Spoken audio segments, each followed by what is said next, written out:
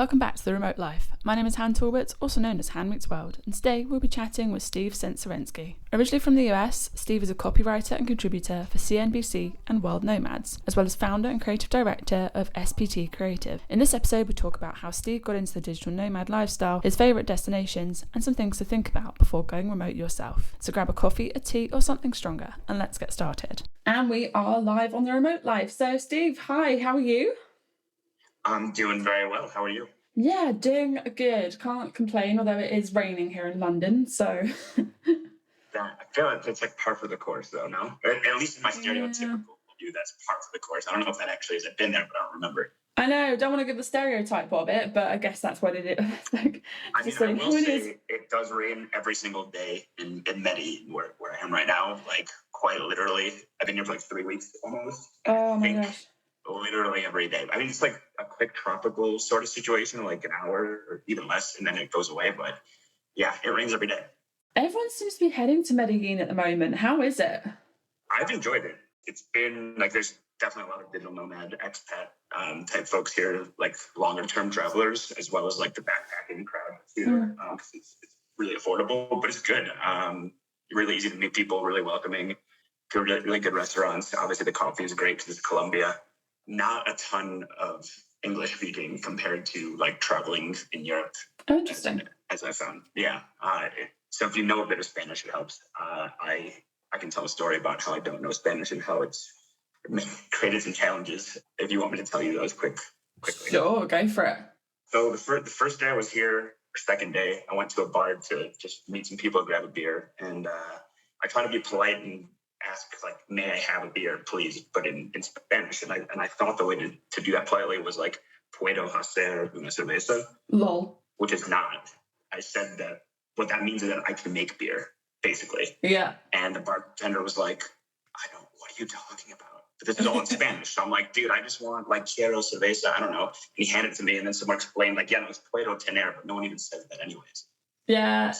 Well, you know what? At least you were polite about it. I tried really hard. And then I ended up getting like a really intense haircut with a facial mask and like the nose wax thing, but not because I wanted that. I just didn't know what he was asking me. So I just kept saying "sí."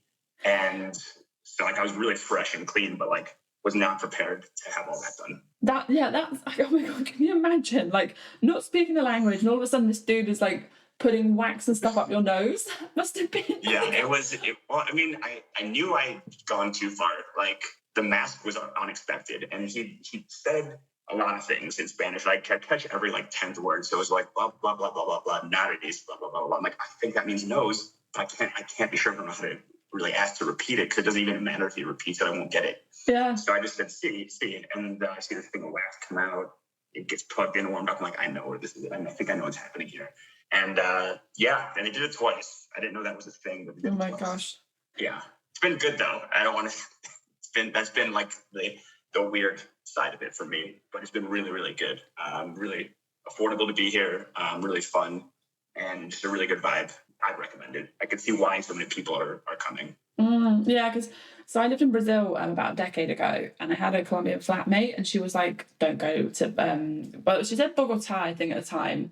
So like in my head, and like especially when like Narcos kicked off, I know there was a big kind of tourism like influx after that. But it's funny, like in my head, I don't even think about it, but because of her. But then there seems to be the sudden kind of like rush to go there, and then I'm seeing. So my accountability partner was there back in February.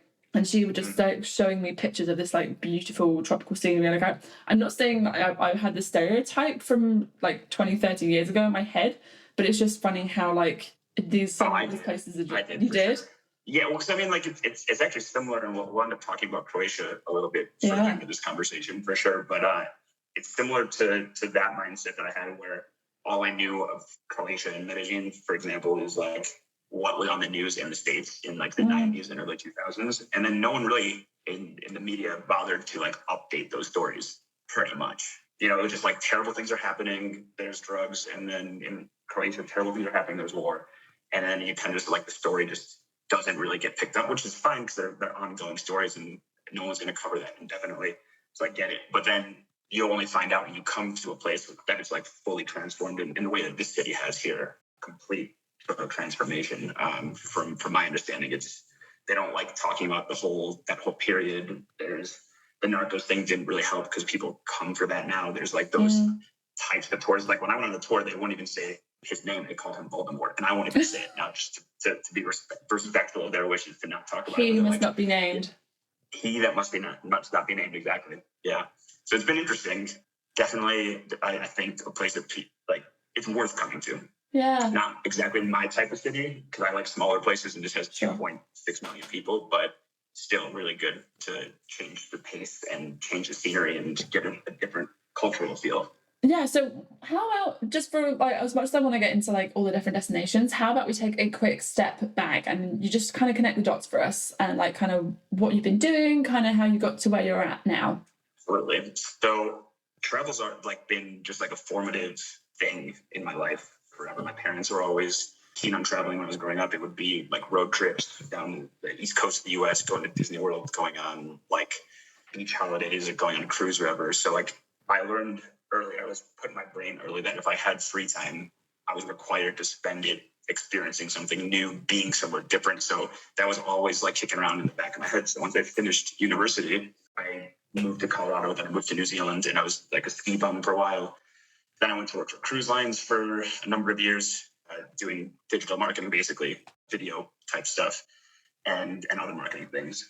And then the pandemic hit, and that's actually where like the real digital nomad thing started. Because before I was in the travel industry or doing things that were travel related in that sense, but I wasn't 100% in control of that. So like with cruising, it was, they'd give me an itinerary, I go. I knew I wanted to live a life and have a professional career that made it possible to be in control. And actually the pandemic, which obviously was terrible for the world, was a chance for me to reset and switch careers from what was a video production and photography career to a writing career that gave me full control of it changed how I worked completely. Actually, we could dip into that a little bit too in a bit, but that's where the real switch started. I started in 2019, the pandemic stopped it, and I reconfigured everything and fully and 100% remote as of 2020, ended it. We can dip into it now if you want.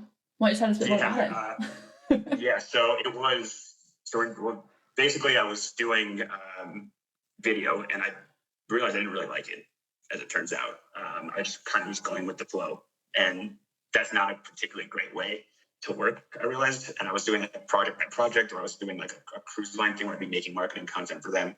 And I didn't feel like I had any, what would be the word, consistency to what I was doing. And so when I switched to writing, which is what I do now, it's like I'm a copywriter and just written content creation as opposed to video, I strove to completely change how I did client work.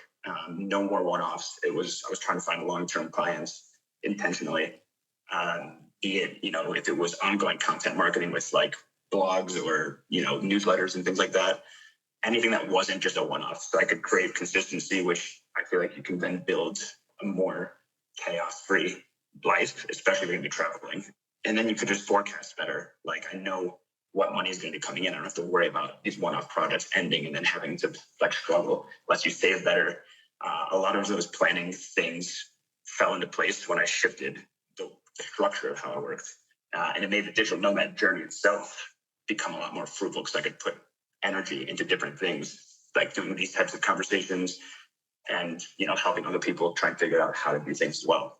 Cool, nice. So what you mentioned about like being able to travel, but was there anything else kind of specifically that kind of drew you to digital nomading at all? And like, because I kind of go with remote life in a way. I don't know if you still call it digital nomading? Yeah, was there anything that kind of you're like, yes, this is for me, I know this sort of fills me up? Yes, and I like that you went with the remote life thing, because I think we're at a place where it's like the digital nomad term itself is kind of like weird and not.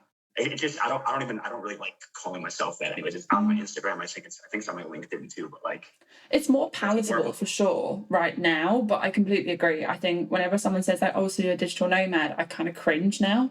There's a negative. I don't know if there's a negative connotation, but there feels like there's not nearly as much of a positive as when I say something like I'm working remotely. That feels like there's more ownership over it for some reason. But what drew me to it, I should say, is I think the lifestyle and the work-life balance in the States, or the lack thereof, is kind of the draw. Having basically been taught from an early age, aside from fill time with travel as possible, but the other element of that is work for like 40 years and then enjoy the last 10 years of retirement when your body's giving up on you and all that. Yeah, if you're lucky. Do I have to do that? If you're lucky, exactly. I'm like, does it have to be done that way? And so I thought working in the travel industry would give me the best of both worlds, and it kind of did for a while, but then you're just a cog in that wheel in a way. And I thought the digital nomad / remote work sort of life was something that was much more freeing, much more in line with the kinds of ways that I wanted to live and the things I wanted to experience and explore, whilst still being productive and doing interesting work and collaborating with interesting companies and things. I think it all gelled in a way that was really organic, and kind of fell into my lap in a way that was not a huge struggle to switch. Yeah. So did you have clients before you made the leap, or? Not really, because writing was not my job. Well, no, I mean, when I finally left New Jersey, I had established clients, but prior, I guess I conflated two questions. So I had no writing experience. I just decided to answer a different question. That's okay. No, so to answer your question, yeah, by the time I left, this was December 2020, I had clients at that point. So I would not recommend anyone start this without clients. Fair. Yeah. For sure. I mean, it's just, your anxiety is going to go through the roof, and I don't know, I think you're going to end up taking projects that you don't like, and you're going to have it's a bad way to do it. I can't imagine, unless you have an insane amount of money just sitting in your bank account for no apparent reason, and you don't have to have any responsibilities, sure, go for it. But no, I was already stressed enough with the handful of clients I had when I left. That makes total sense. So it's a question that comes up quite a bit for me. So if in your eyes, kind of how much time would you maybe say to somebody who was thinking about it, who's like, okay, I've maybe got a year this in me, or do I need to put maybe 6 months or something like that into it? What would you say would be the best lead up time? Savings wise, in terms of how much money to save for, you mean? As in so if someone says I want to do the remote life, how much time do I give myself to build up clients and stuff? Yeah, I feel like you gotta give yourself 6 months feels like a good number. Because there's so much failure involved in it, and that's important to go through, that I think 1 month is far too short. I don't think you can really do much in 1 month. 3 months maybe, but I feel 6 months you can start to hit a stride, and start connecting some dots, have some small wins pile up on each other. But I started writing, for example, in or for money, I was writing before, but I started professionally writing in April of 2020. I didn't leave until December of 2020. I've been doing travel related work with video. And I had clients for that and things like that. And they're, to a certain extent, had clients. But yeah, it took me 8 months to feel comfortable leaving. To leave with nothing, 6 months I would have had to give myself at least, and I would have had to have a decent amount saved. I wouldn't have felt comfortable leaving without 6 months saved either. No, that's fair. So speaking of leaving, obviously the reason we're both chatting and how we met is through lovely Tanya, who was, funnily enough, a guest on series 2. I feel like she's getting a really good amount of shout outs on this podcast. It's quite funny. She's awesome. She is amazing. And we were both on a panel together for back in Workplace Culture Conference, which happened, I think it was about a month ago now, nearly. That's wild. It was early May. It was early May. Right? Yeah, and it's June this week. And essentially we were on a panel together about why eyes are on Croatia. So where has been your favourite destination to set up as a digital nomad? Well, it's gonna be Croatia. I thought it would. Obviously. Yeah. I don't know. It's just, for me personally, it ticks so many boxes. I mentioned earlier that Medellin is a little bit too big for me, 2.6 million. The entire country of Croatia is 3.9 million. Zagreb, I think, is slightly less than 1 million people. So it doesn't feel overwhelming to me as a place, which is one part of it. Not a huge thing, but that helps. The country itself is so gorgeous. You've been there. The coast is part of it. A lot of it is that beauty. But then you have, a lot of beautiful stuff inland as well. And I love the city of Zagreb. There's something to do there constantly. It's still an underrated city. I feel like people tend to go in really quickly and leave really quickly to go to the coast and come back from the coast to fly out somewhere. But it's such a great city to be in. Really good vibe, walkable, great internet, public transportation is amazing. The whole country you can get to anywhere by bus in a handful of hours. Co-working's everywhere, great coffee, great culture, great people. I can pretty much go on about Croatia like endlessly, but it's just one of those places that has certain intangibles too, where you just have a good feeling. At least I did being there, and really welcomed, and people seem to, there's a good community vibe everywhere is what I felt as well. Yeah, Croatia's such a funny country. Because I was there at the beginning of the year, and everyone was obviously very chill, very mellow. And then I came back, obviously, for Workplace Culture Conference, and it was kind of like the vibe that elevated somehow, like in the more of the peak season. So it kind of felt a bit like coming home for me. I was like, this is why I really liked it. And it was kind of like the feeling was just 10 times bigger, like this kind of community chilled vibe. Oh, yeah. I think because you were there in May, and you were there for how much longer did you stay after? I had to go to Kansas straight afterwards. So literally we went to Lockroom, then I had to fly back to London to then go to Kansas City for another conference. And I wish I'd stayed for longer this time. That's like May and September are like the perfect months. Yeah. Because it's still like not a huge influx of people, but you get the really good like energy that's building for that summer season. But yeah, like everything that I did there was just, there's an excitement level to it for me because a lot of it was new. I saw like 30 different little cities and towns around the country, all the way to Serbian border. Yeah. And there's so much to see and do in such a small place. You got world-class wine, obviously, really good food up in every part of the country. And it's an affordable place to be. Let's be honest. It's not like, unless you're basing yourself in Dubrovnik, which I guess you could. It's just the cost of living is not extraordinary for the lifestyle you get for that. 100%. I'm kind of already like, because you know that they're doing an Albania Digital Nomad Week in September.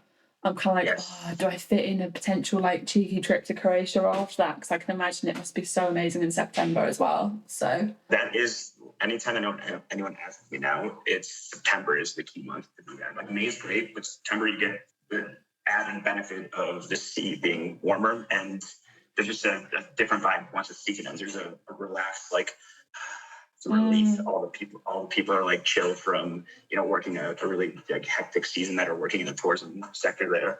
So it's just like, it's a different sort of feel. Really good though. So yes, you should. And I think I might be, I might go to Albania for that actually. Oh, well, maybe see you there. But yeah. One last thing on Croatia. If people had, so obviously I feel like Dubrovnik's kind of off the table because we all know it's gorgeous, dare I say it. But if people had one place they could go in Croatia and only one place, where should they go, Steve? Man, that is hard. Because like I want to say Zagreb, but that's not the right answer because like it depends on why you're going. Because like Rovin, for example, is a stunner. It's on the Adriatic all the way up to basically the flip side of the country from Dubrovnik. But if like what I always say is Dubrovnik is called the pearl of the Adriatic, that would be like the gem because it's so special up there. It's completely different in a way, but still familiar. I want to say Rovin, but I really like Zagreb is the background of my phone, and I love Zagreb. So I know you asked for one place. I just gave you two. I think we might have to live with it. We might have to just live with those two. I feel like I just had a weird deja vu flashback to our panel where you did exactly the same thing. Right, just like answered like I want answered two. The answer I wanted to give. Amazing. Well, anyway, I'll give you 3 this time. If you can only take 3 things on the road with you, what would it be? So I'll like, there's the obvious ones that I have to have, which is like work related stuff, notebook, laptop, like all those things. Yeah. Anything that like, so skip those. You have to have. Like, we know that the laptop's going to be there. We know that the charger's going to be there. We know the video camera's going to be in there. Yeah, I would say sunglasses. Okay. Like, it doesn't matter if it's raining or not raining, like sunny, not sunny, cloudy, nighttime, daytime, I'll be wearing sunglasses. I don't know what it is. I need sunglasses. It's like a comfort thing. Headphones, must. And then to toss up, they're both exercise related. So either running shoes or like an elastic, like exercise band thing. So like there's a way to stay active. So I typically will have both. And let's just say running shoes. I go with running shoes. You can have running shoes. Some people need them. I feel like when you're doing nomading and remote life in general, there are just those like top things that you kind of can't not pack in your suitcase. And I feel like for me, I 100% always have like tennis shoes. It's just shoes that you can bung on that go with almost every outfit and are comfortable to walk in. Like I pretty much lived in my tennis shoes in Dubrovnik. Oh yeah. Yeah, well, you got Dubrovnik, you're walking everywhere, and you got the walls and all. Like, there's endless walking, in not just Dubrovnik, but like all over Croatia. I mean, I don't even know why I had another pair of shoes other than my tennis shoes all the time. But also from like a work mindset standpoint, like if I get frustrated with something work-wise, if I get stuck somewhere, I'll go for a run. Like and it'll like wipe my brain clear, like like Men in Black, that little like memory erasing red light thing. That's what like running shoes do for me. Being able to just get out there for, I don't know, even a half hour, doesn't matter. Reset, and I can come back and be productive again. Yeah, completely. So that was tennis shoes, sunglasses, headphones. And are you a noise cancelling headphones kind of person, or is it the sports, like, so you can run with them? Yeah, it's the latter. Yeah. But like the noise cancelling, I just bought new ones. I keep breaking them basically. Like apparently I need the most water resistant headphones. I need to basically be able to swim in headphones is what I realized, because it's gross, but I sweat like an obscene amount when I go running. And I've gone through so many that I just finally bought like I've been buying increasingly more expensive ones, which is really annoying because like it costs money to keep doing this, obviously. So I bought ones that have like the highest waterproof rating, and I think they're noise canceling too. So It's like it's all of it, and if these break, I'll be really upset. Yeah, no. Then shit, I'm screwed pretty much. Nice. That's some good answers. I love asking people this because then you get some really like not always the same, but like some differing answers, and I feel like you kind of get to know the person just that much more in that way. It's a good question. What's some like the weirder ones? Have you gotten like weird stuff? Not weird stuff, but like we've had lip gloss in there. Like we've had I feel like hand sanitizer makes it in there. It's not all also like kind of very specific things, but I feel like when you ask somebody like, put laptop aside, put phone aside, because of course we all want that one in there, it's very interesting to see like kind of hear like what people can't go without. And then I didn't realize like the sunglasses thing was like such a thing for me. Like my sunglasses are sitting next to me right now, and here it's like it rains. Since it rains every day, it's cloudy for some chunk of every day. I know for me, the tennis shoes thing comes from working in London for X amount of years. You kind of get to the point, like I joke with people all the time, like it's a PR girl thing to wear nice outfits and then you have a pair of tennis shoes. Like it's just a thing. Like you're running around the city, sometimes going elsewhere. Like you gotta be comfortable. I get that.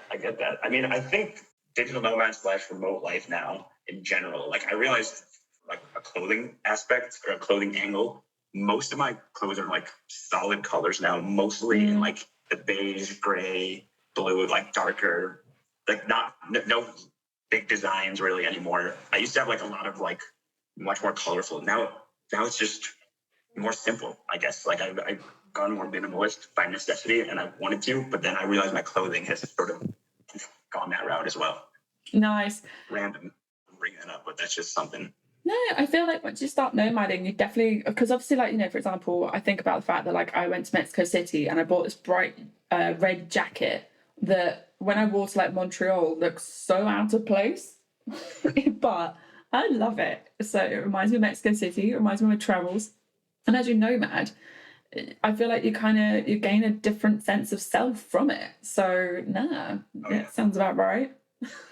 That's true. I have to think about the situations I'll wear certain things and like if it's worth getting, and usually it's not, and that's a nice way to like I don't want to have stuff. Like I'm not a big stuff guy. I think that's like pervasive amongst anyone that does remote work for any length of time. It's just like you realize you just don't need much, and then the more you have ends up being like a clutter, and you have to figure out how to deal with it. So when I am forced to like think of all these things that work perfectly in a much different way, I think about how I'm going to travel with it. You really realize what you would actually need and what is kind of just like, oh, I would feel good if I buy that, but do I need it kind of thing. 100%. I've definitely been in the shops a couple of times in the last few months and gone, I really want to, but I have X amount of luggage, so no. Yeah, it's nice. It's nice. I feel good about that because then I don't end up like just owning stuff. And what I do own, I use until it's like completely wrecked. And I feel good. For some reason, I feel good about that. Nice. Well, do you know what? That kind of leads into a good segue for the next question. So where do you find people get stuck when it comes to digital nomading or the remote life? Is it luggage space or? Yeah, I think there's a degree of like letting go that people get hung up on. I think initially, I think just the idea of getting started thinking that you need much more going for you than you kind of really do. Like you really only need a handful of clients or even one client. If you're working for a company and they let you go remote, that's a whole different story. But I think people get hung up in what can go wrong and that sort of limiting thinking when it's in reality, a lot of those like worst case scenarios that we come up with don't ever really happen. I can't think of a worst case scenario that I've come up with that's happened. And I think I got stuck up on that sort of thing for a while myself. No, that's cool. And is there anything you'd maybe do differently on your digital nomad journey if you were starting this year? I think I still need to improve on this. Is I would put much more emphasis on networking. Like I think you can find a lot more opportunities, not just for work, but like a lot more opportunities to grow as a person and like get better at doing what you're doing and get advice and things like that just by talking to people that are already in your network. And the amount of people that have asked me questions that don't even know me, but like follow me on Instagram or something, I wish I would have reached out with as much confidence as people have reached out to me. And that's still like an ongoing thing. So I would do that differently, and I would still am in the process of working on doing that differently. But that's one thing that I think people underestimate is the power and scale that they have buried inside their own networks. Yeah, so you mentioned Instagram, but where would you maybe go for top networking? Again, this is like, I feel like it's such a different thing for different people. Yeah, I mean, I think I've met the most people like in real life between Instagram and LinkedIn. Interesting. Okay. Which one would I go to? LinkedIn, I guess. Yeah, I think like LinkedIn has been good for me. I'm not as active as I'd like to be there, but the people that I do talk to on there and people that I follow and read their posts, there's stuff that I like. And then I would also just, not just a networking standpoint, but to reconfigure your social networks is a good idea and start sort of, what would be the word? Not crafting. God, I lost the word completely. Like where you were curating, that's what I'm looking for. You're curating your feed, to get stuff that's inspirational to you. Because I was following a lot of things that were like, I didn't realize at the time, but like negative. So a lot of stuff can be done on social that's actually positive. I know social gets a bad rap a lot, which is fair, but there's a lot of good people creating good content that's inspiring and kind of help you overcome certain mindset things, let alone the networking side of it. But who would your top people go be to watch? Like, as in, who do you go for that you're like, okay, this feels really inspiring for me? I think someone that a lot of people follow, but like Gary Vee on pretty much any platform. Like he's just like, it's almost nauseatingly positive. Like I'm like, how is this guy genuinely this positive? But like I knew a friend of mine worked at VaynerMedia, worked for him when it was like a much smaller company, and he's like, no, that's not an act. He actually like genuinely, that's how he rolls. So like he's the one following, and a lot of like smaller entrepreneur type people that are putting out that kind of content. I can't think of any off the top of my head, but I definitely would agree that Gary Vee is a good one for kind of when you're starting out. I feel like his whole approach of just put stuff out, like stop worrying and just kind of dipping your feet into what it is you want to do is definitely a really helpful one. Like there was definitely a period where I bought his his audio book, and I can't remember the name of it now. Oh my gosh, but it's basically his first book, and just hearing him in my in my ears, as it were, was just super helpful to kind of keep me motivated at one point. So I completely agree. He's amazing. One of my favorites is also Stephen Bartlett. Stephen Bartlett. I should write this down. So he's English, but his Diary of a CEO, super interesting podcast. Highly recommend giving that one a listen. I kind of liked watching him on YouTube, and I don't normally do this with a lot of podcasts, but watching his podcast on YouTube, because obviously he has the guests live in the studio, and it's a fascinating experience to watch. Oh, that's great. I mean, I anything that you're there's conversations where people will break down how they do things. There's so much like free, really good knowledge out there that people are just giving away, and to really truly listen to it as opposed to just like letting it go in one ear and out the other. There's a lot of there's free education out there everywhere, and you can curate your feeds to accommodate that, and then use that motivation, what you learn, to apply that to when you meet people and when you want to network. So that to me is like, I'm still in the process of like being comfortable with that. Because it's still like I'm like an extroverted introvert. I think like I like being around people, but I really like not being around people. So I have to like force myself to like go do stuff and meet people, and I do, but then like I need to recharge, you know? No, that makes total sense. And you're so right. I feel like one thing that definitely comes up on this podcast a lot is that Google and Twitter is so underused in terms of being search engines. Like, and YouTube, like there is almost like nothing you can not YouTube when it comes to starting a business, comes to freelancing, scaling. So yeah, I would have. That's actually, those are all really good things that I echo that, because so many times, especially when I was doing video, but it applies now to other aspects of what I'm trying to do. I would get hired for something like, I don't know how to do that, and then I have to watch tutorials. There's no excuse really now to not be able to figure something out. And also people are so willing to help. Yeah. Just asking people for their insight and input. People are willing to give it generally.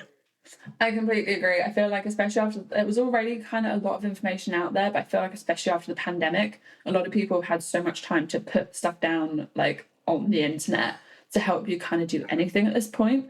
So yeah, there's almost no excuse now, and it's definitely becoming so much more normal as people figure out kind of what they want from their lifestyle and how they want to work now. So if remote living, if remote business, remote working is something that you want to do moving forward, I feel like it's so much more accessible, whether that's through the internet or through people like you mentioned. Agreed. Fully agreed. And it's getting better. The support systems for all of it are much more robust. For getting to countries, like Croatia has the Digital Nomad Association. I think tons of countries have some equivalent of that now. So not only is there the ability to learn stuff, but when you touch down in some of these places, there's already an infrastructure there in many cases to help you get the ball rolling or keep the ball rolling, so to speak. Speaking of support systems, just out of curiosity, do you have any support systems for yourself, like any coaches, or like for me, I have an accountability partner? I heard you say that, and I was kind of jealous. I have one woman that I'm working with for the past few months that's helping me to basically like grow my copywriting business, and she's been great. It's a good experience, and I think I need more of that, either same person or to figure out more specific, because I realize that there's certain things I need that like are accountability is one of them.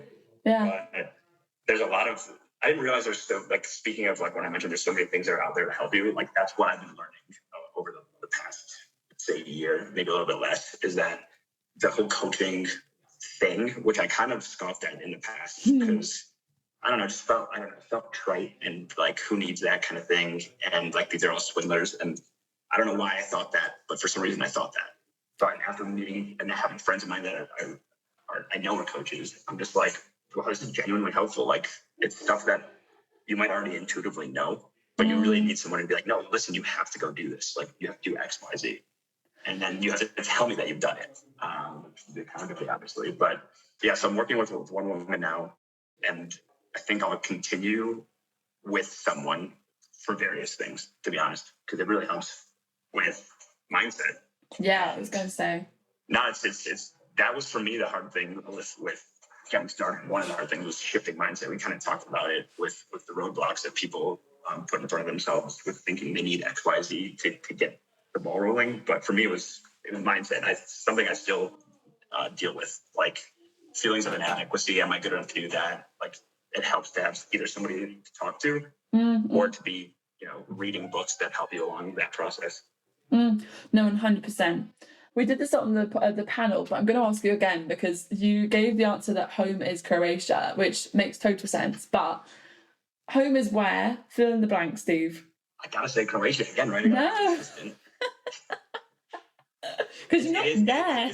I'm not physically there, but it is my intention is to be back there later this year. So, and I would like to be based there. So, unless something dramatic in life changes, which, life can throw you a curveball, kind of somewhere else. But that was where I felt best, and I created a nice support system of people there, friends, and it's just nice, like kind of how you described it, getting back. Felt really familiar. That's the same familiarity that I feel like I have with that country and with some of those cities there. So, but also ultimately, it's kind of where it's trite to use that word again. Like, home is where your heart is. If you feel good somewhere, that can really be home. You carry it with you. I think home is a mobile concept. Not home is where the sunnies are, then.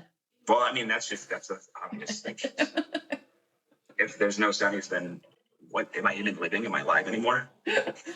Oh, funny. Well, Steve, thank you so much. It's been great to chat, and hopefully we'll see you in Tirana. I am hoping we can do that, and that would be awesome. Share a beverage would be great. And yes. Let's. I mean, it's gonna be end of summer, but like it'll be warm there. It'll be. It's warm. Even Toronto's not the beach exactly, but it's. We'll make it summer. It'll be great. But yeah, thank you. See you soon. Amazing. All right, chat soon. All right, bye. Bye. Thank you so much for listening to this episode of The Remote Life, and thank you, Steve, for taking the time to speak with us. You can find links to his LinkedIn and Instagram below. Thank you so much again for listening, and we can't wait to remote work with you again soon.